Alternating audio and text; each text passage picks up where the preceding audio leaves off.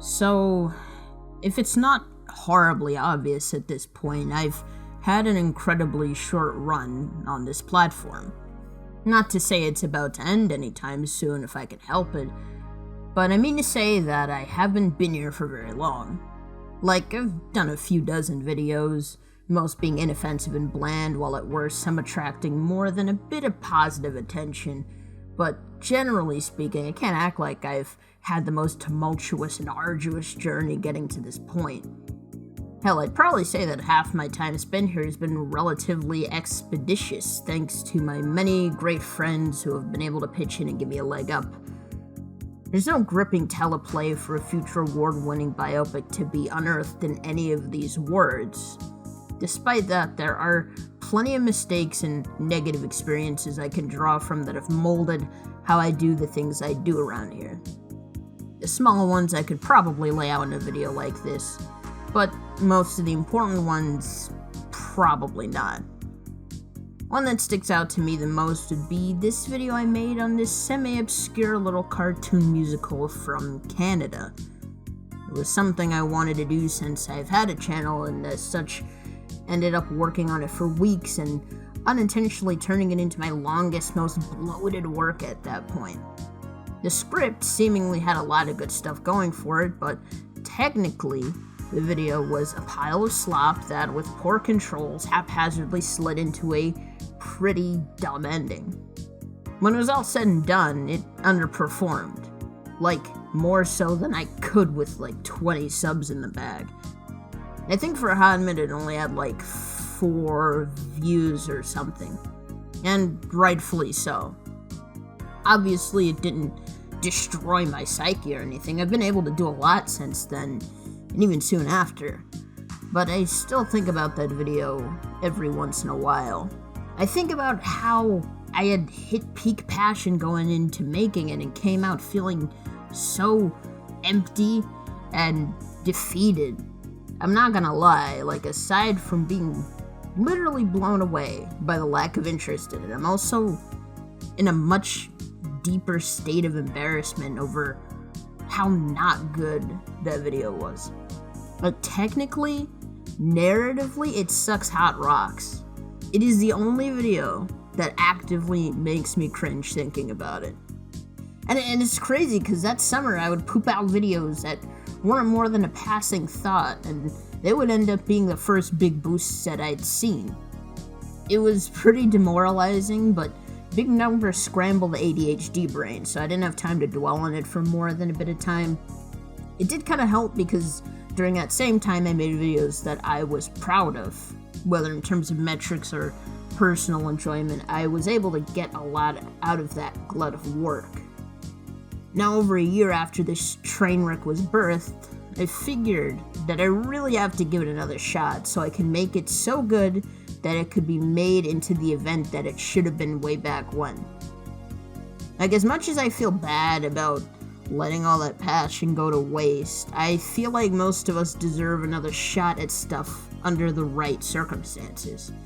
Which is, as I hope I can hit on this time, is what this show is all about. Grojband is a 2013 Canadian series created by Mark Thornton and Todd Kaufman for Teletoon. It follows a quartet of bandmates, Corey, Lainey, Kin, and Khan, as they gradually climb their way up to creative stardom with a series of well-timed opportunities and the power of plagiarism. See, its leader is as lyrically stagnant as he is cleverly cunning. He comes up with schemes in his sleep, but he hits a roadblock when he has to write words good. So he'll typically steal some from his high-strung, hedonistically motivated sister Trina, who's usually catered to by her minion Mina. In terms of popularity, it's rather a wayward project, being one of the many Teletoon or YTV original animated series to walk away with only 1 season under its belt. Despite that, it remains in the back of my mind a cool 7 years later, and it's one of the big reasons why I decided to highlight Canadian series so heavily in the first place. Something like this came at a really weird transitional period, not only for the network that commissioned it, but for myself as well. and to see it shine with the limited run it was given was a sight to see. I don't think I could draw any genre-defining, epically prophesized revelation to uncover that this show happened to deliver. It's just a damn good series, and I wanted to talk about it again. I have no crazy good structure in mind for this video either. We're going 2008 reviewer vibes with this one. I just want to outline everything that I can think of that makes this one good and just talk about it. So, away we go. Now, upon first glance, one of the most striking things about it is the visual style and the animation that brings it to life. I don't think I have to go into the whole Flash explanation here. Most of us by now know that it's just a tool that in the right hands can be utilized to its best or worst. Sometimes the way you come to use your tools can surprise you. I'm sure it wasn't made to be this way, but brandishing an unlicensed spoon is pretty much one of the worst crimes you can commit nowadays. He's got a spoon! Seeing how the software was used here, I'd say we got a pretty solid product out of it. You can sort of tell that the crew who worked on it was rather small, perhaps not yet absorbed into the gaping maw of Nelvana or 9 Story or DHX. There's more simplistic arcs or movements, but they have a lot of personality to them. Some people don't expect it, but I do appreciate a good wild take here and there, even from Puppet Rig series. It's amazing what kind of evolutions this thing has gone through. Going back to the first concept art for the show, you can feel the same energy funnel into a more graphically complex style. That said, if you study the art of the series proper, you may find it to be an interesting microcosm of new and old elements. Like, obviously Grojband lends itself well to a lot of finesse found in newer digitally animated Canadian romps of its ilk, but it's also indicative of rougher, more geometric philosophies rubbing off. As cut and dry as many of the background elements can look, the extra flourish and posing can really tear it up on screen. Thanks to the steady notation of the Garageband crew blog, go follow him by the way, we got a lot of good citations to pair up with certain elements of the show. You can literally see this thing come to life. It's really great.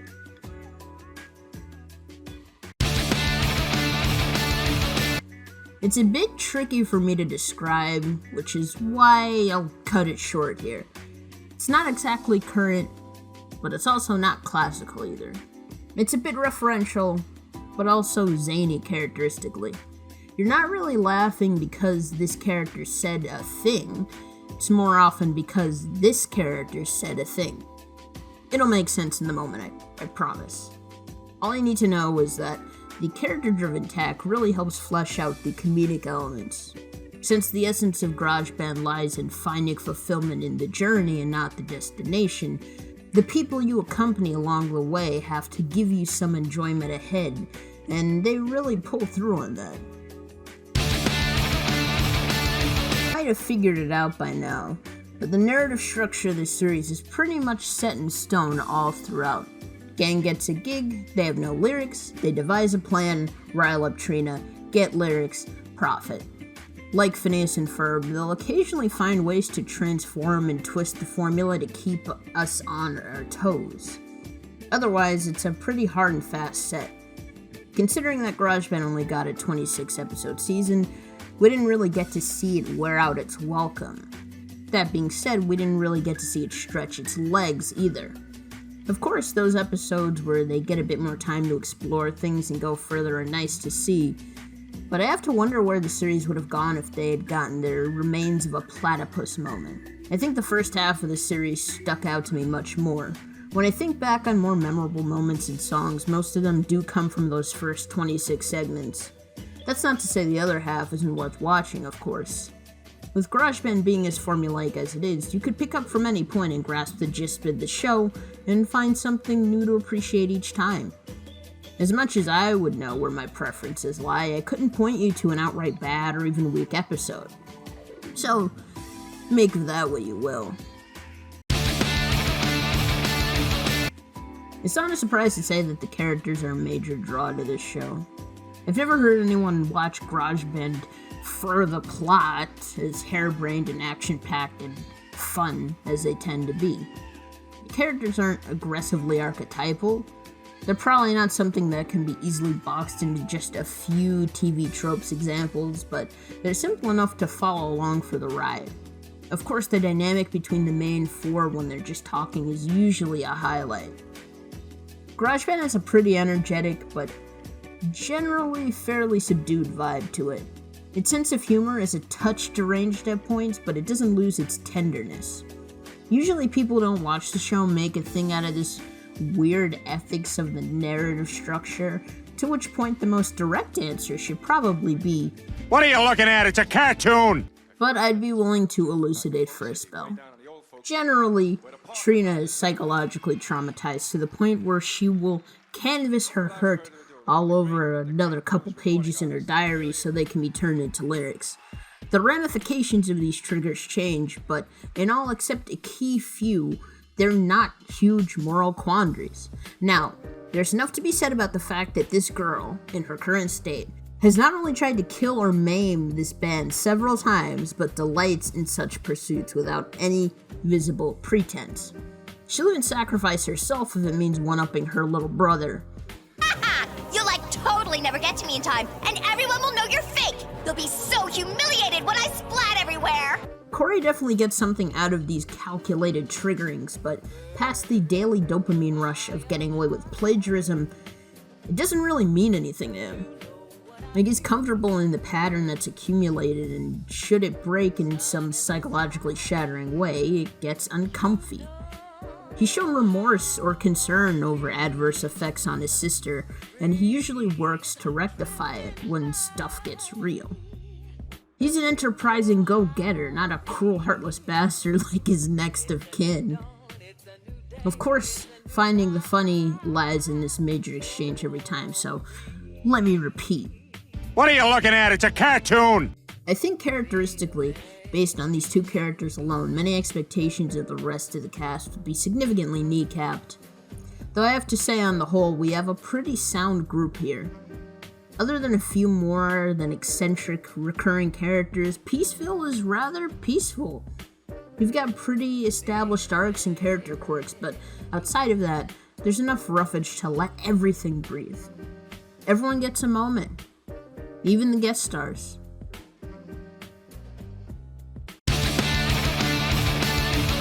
Now, as much as I didn't have to throw this in there, I desperately wanted to spit about the voice acting work. Its Ontarian cast brings the thunder, but quite obviously, the performances of the main leads are always bound to hit a little bit different. I'm be honest, I'm probably the closest thing there is to a Lion Smith stan you can get without feeding into the culture. Speaking as someone who will catch anything he's lent a voice to at least a few times, I think this is one of his best roles, hands down. Now, I'm a bit biased, but tell me we didn't get a perfect arc of performance in Corey. You would be lying. You can't do it. Similarly, Allison Court's performances also hit the sweet spot in Trina. I can't fully articulate it, obviously. You just have to watch an episode, I guess. Any episode will be fine. I just wanted to mention that. Not to snub anyone else, of course. Their takes are excellent. Who else could initiate such immaculate yodeling?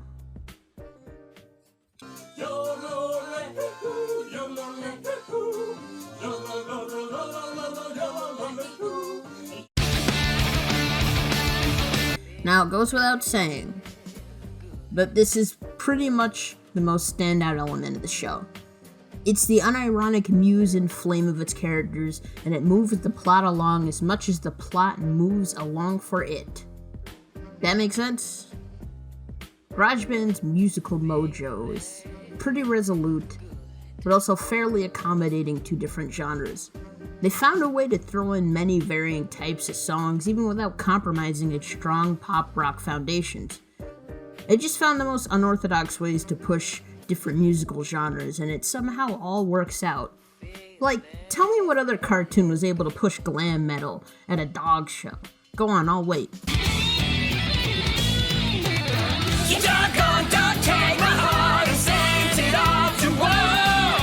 if they're not able to completely wander off the beaten path, instrumentally speaking, they find ways to spice their traditional pop rock vibe into something new.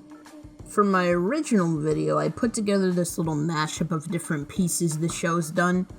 There's nothing special about it, and yet it's the best part of whatever the hell I came up with ages ago. While this probably hits on genre diversity fairly well, you don't get as much of the spicy rock we just touched upon. There's definitely more of that in the second half of the show to look forward to. It's difficult to recommend some or even pick out favorites. I hate picking favorites as is, but to do so here would just not do any of them justice. Not every song is going to hit you the same way, but you'll probably jive to at least a third of them at varying points. There were nights when I couldn't do much but listen to Zombie Dance on loop, and there were days in which Stuck on the Island pervaded my innermost thoughts. The songwriting does a great job of trying to stretch its legs, but you have to be down with the general vibe in order to enjoy them. It might not be everyone's jam, but you can taste the blood, sweat, and tears poured into these, whether from Trino or from the real-life folks who worked on these. The main function that it takes to get diary-smashing lyrics aren't really a means to an end. At times, the events that spur them on aren't really conducive to the words being sung. But it doesn't take away any real value. There's not much, but there's even a bit more prodding in-universe for Corey to step up his lyricist game, which is a neat splash of development. Now, this isn't related to the show at large, but I couldn't make this video without giving the fandom some bars. From start to finish, this show has hosted one of the most ride-or-die fan bases I've ever seen. One of my favorite shows out there, which also happens to be a modern juggernaut in its own right, has been feeling explosive hype since its second movie is basically here. With all that energy, I think this group has long since matched that. It's clear that Grojband was a scrappy passion project every step of the way. It's plain to see through all the behind-the-scenes content that's been released this whole time. The blog basically documents the show's journey. It's fascinating because it seems like the reception and hype for Grojband was preserved in a time capsule. On Tumblr, for example, you'll find the same enthusiasm for the concept funneled into countless AUs and character blogs. We can't even get into all the art that's been created over the years. For as much as Grojband came and went on the silver screen, it's a special kind of wholesome to see its legacy live on for so long. I'm sure it's much appreciated on the other side. Grojband's cast and crew take immense pride in what they've done. They still talk about it as if it's 6 seasons and a movie in, and honestly, it's a really, really comfy feeling. Their time on it probably didn't last that long, but undoubtedly it made an impact on everyone. Whether in the heat of the moment or with plenty of time to kill, this world has always served as a chance to make today their day.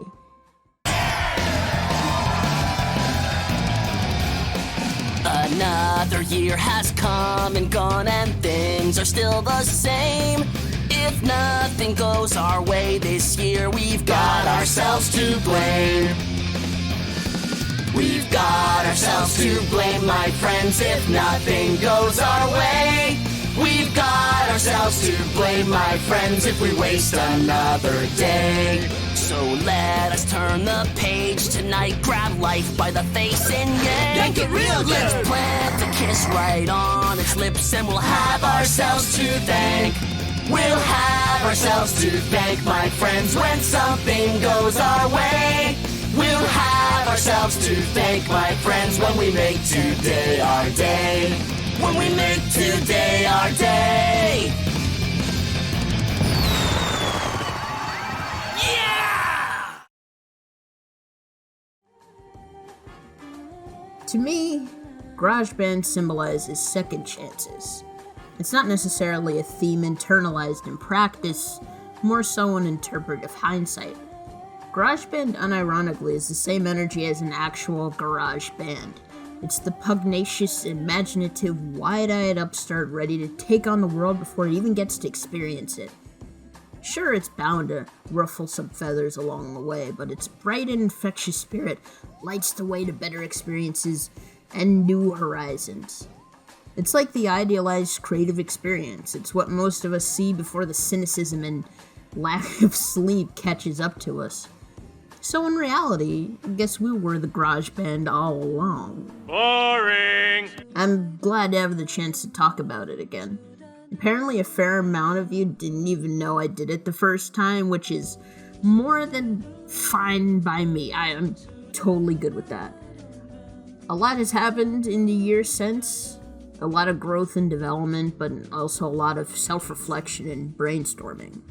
I'm at a point where no matter what it's about, there's a like for every tweet or a response for every thought that I put out there, which is daunting, but it's also kind of cool in a way.